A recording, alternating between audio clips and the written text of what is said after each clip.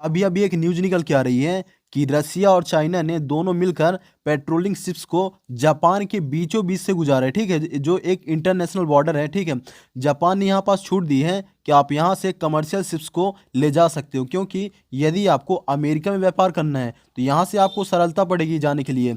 तो इसी इसी रास्ते का फायदा उठाकर क्या किया है रसिया और चाइना ने, इनकी जो पेट्रोलिंग शिप्स होती हैं, ठीक है, उनको इसके बीचों बीच से गुजारा है, लगभग बहुत ही बड़ी संख्या में, छोटी संख्या नहीं थी। और एक तरीके से देखा जाए तो जापान को डराने की कोशिश की गई है कि यदि हम चाहें तो आपको कुछ ही सेकंड्स में पूरी तरीके से डिस्ट्रॉय कर सकते हैं और आपको अमेरिका भी बचाने नहीं आएगा। तो एक तरीके से देखा जाए तो चाइना और रसिया ने पावर शो ऑफ किया है, मतलब इनको डराने की कोशिश की गई है। देखिए, चीन का ये सब करने का मेन रीजन है जापान को धमकाना। चीन चाहता है कि पूरी तरीके से इस एरिया में राज चीन का रहे।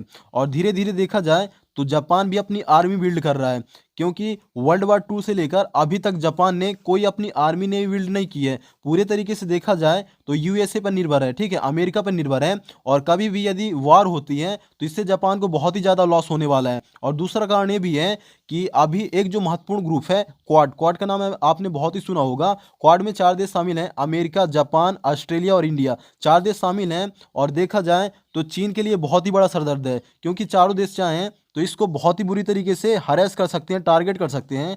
कभी मान लो वार होती है तो इससे बहुत ही बड़ा लॉस होने वाला है। और चाइना चाहता है कि जब भी कोई वार हो तो जो जापान है इस वार में ना आए, ठीक है, इससे चीन को फायदा होगा। देखिए, चीन का जापान को हरेस करने का एक और कारण है। यहाँ पास देखिए, आपको दिख रहा होगा एक आइलैंड ताइवान। चीन चाहता है कि जब भी हम ताइवान पर आक्रमण करें तो जापान इसमें इन्वॉल्व ना हो, क्योंकि आप जानते हैं ताइवान और अमेरिका के बीच में एक ट्रीटी साइन है कि यदि आप ताइवान पर आक्रमण करेंगे तो अमेरिका भी इसकी रक्षा के लिए आएगा। तो अमेरिका जापान के साथ पूरी तरीके से एलाई है, यहाँ पर इसके बहुत सारे बेस भी हैं। एक तरीके से देखा जाए तो पूरी तरीके से जापान की रक्षा कौन करता है? अमेरिका ही करता है। और जब भी चीन ताइवान के ऊपर आक्रमण करेगा, अमेरिका यहीं से अपनी शिप्स लेकर जाएगा। जितना भी अटैक करने की जो भी शिप्स हैं, एयरक्राफ्ट कैरियर हैं, यहीं से लेकर जाएगा, ठीक है। इसके अलावा कोई दिक्कत नहीं है। इसके अलावा अमेरिका के बहुत सारे सैन्य अड्डे भी हैं, पास में ही हैं, तो वहां से भी कर सकता है। चाइना चाहता है कि जापान को डरा दिया जाए ताकि ये धीरे धीरे अमेरिका का साथ छोड़ दे और चीन की जीत हो जाए, लेकिन ऐसा कुछ होने वाला नहीं है। एक तरीके से देखा जाए तो चाइना एक तीर से दो निशाने कर रहा है, क्योंकि